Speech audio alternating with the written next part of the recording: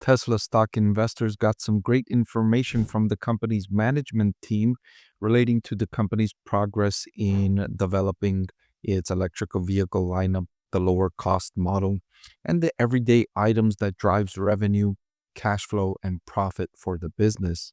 Whereas Elon Musk is more of a uh, excitement generator, hype generator, and enthusiasm creator. The other managers tend to give the real world picture of what's happening at the company, the actual day to day results, which I find to be more informative than when the CEO talks about how this or something in the future is going to be a $100 trillion business or whatever the claims might be. So let's take a look at the actual results and let's see how the business is doing so that we can get a clear picture of reality. I want to thank the Motley Fool for sponsoring this video. Visit fool.com/Parkev for the 10 best stocks to buy now. All right. So forgive me if I pronounce the name wrong, but one of Tesla's management team's members, Vahabayev Taneja, said that coming into the fourth quarter, their focus was to reduce inventory levels in the automotive business. And we accomplished that by ending the quarter with the lowest finished good inventory in the last 2 years. This was a result of offering attractive financing options and other discounts and programs which lowered the average selling prices. And I think this was a prudent move to decrease inventory. It's been clear that electric vehicle demand is nowhere near companies like Tesla would have hoped it would be at this point. And so, with higher interest rates and consumer demand not increasing, you don't want to hold inventory of these products, right? You only want to increase inventory when you anticipate consumer demand is increasing. But when you anticipate consumer demand decreasing, you want to have lower inventory. You don't want to be stuck with higher inventory with falling consumer demand. And so I think this was a prudent move by the Tesla management team to adjust to reality.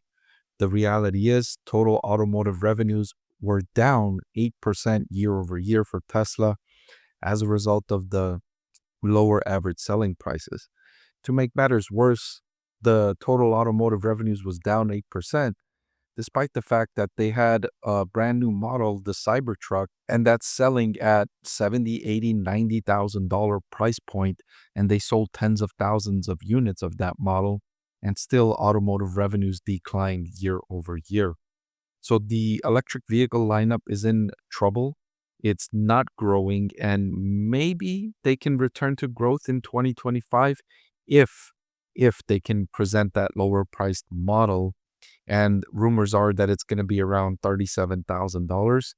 That remains to be seen precisely what price point they bring, or if they even bring a lower priced model to market, which Tesla says will happen in the first half of 2025. On the automotive margin front, so profit margins fell as they saw quarter over quarter decline, primarily due to those lower average selling prices. Still, they were able to get their overall cost per car down to below $35,000, driven primarily by material cost.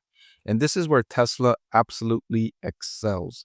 Best in class as far as any automaker outside of China in terms of driving down the cost per vehicle produced, the cost per electric vehicle produced.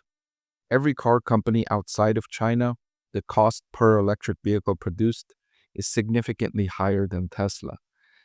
Very few car companies in the world can produce electric vehicles at a positive gross margin, and most of them are in China that are able to deliver positive gross profit margin on electric vehicles.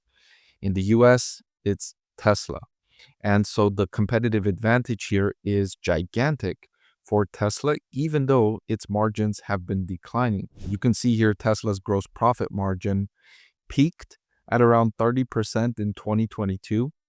But remember, that was a result of very favorable circumstances for Tesla during the pandemic, as rival automakers were unable to produce as many vehicles as they wanted to produce. And so the limited availability of inventory was really beneficial for Tesla during the pandemic. Tesla managed the pandemic exceptionally well. And you can see as production improved industry-wide, Tesla had to start lowering prices significantly, offering huge promotions to sell these cars, and that's bringing down its margins. Even still, at 18% gross profit margin, it's best in class. Best in class. So while they are declining and while we expect the margins to continue declining, Tesla is so far ahead of the competition that it's not even close in terms of being able to produce electric vehicles efficiently. So one of the reasons why the margins are expected to decrease, according to Tesla management, is all of their factories will start producing the new Model Y next month, which if you haven't seen pictures yet, they look beautiful. The updated Model Y is a nice looking vehicle. The changeover will result in several weeks of lost production in the quarter. As a result, margins will be impacted due to idle capacity and other ramp related costs. And in my opinion, this is a great time to do that. It's a great time to pause production and do changes, upgrades, etc. When demand for your product is falling and the market is not great, that's a great time to look at upgrades and technology improvements and other things, because that's not a time for you to just be saying, let me do as much as possible. Let me produce as much as possible because customers are buying everything I'm producing. That's not where Tesla finds itself. Tesla finds itself in a position where it has to offer huge promotions to sell vehicles. And in that environment, it's a great time to pause production, don't produce as much, and make improvements, because this is an ideal time to do that. You don't try to do this when demand is soaring and you can barely keep up with demand. You do this when demand is falling and you have idle capacity and you find an opportunity to make upgrades when demand is low. So good news for Tesla stock investors. The company said they are still on track to launch a more affordable model in the first half of 2025. In my opinion, this is going to be crucial for sales growth for Tesla. Without this lower priced model, I'm not sure if Tesla will be able to generate any growth in electric vehicle revenue in 2025. I'm not sure. It will have to depend on a lot of other things going well for Tesla for them to generate growth in electric vehicle sales without the lower priced model. It would need to be lower interest rates, a booming economy, some other factors, threats, and other things that restrict Chinese electric vehicle companies from selling their vehicles outside of China, etc., etc. So a lot of other factors would have to go right for Tesla to generate growth without a lower priced model, because we saw in the latest quarter, automotive revenues declined by 8%, and the company's not launching another model until the first half of 2025. Hey everyone, I'm excited to announce that my book is finally available for sale. I've been working on it for more than a year now, so I'm really excited to finally share this with you now. It goes through my framework for evaluating stocks. Some of you often ask why I like this stock or why I like the other stock, and this framework provides you the things that I look at when I'm evaluating stocks.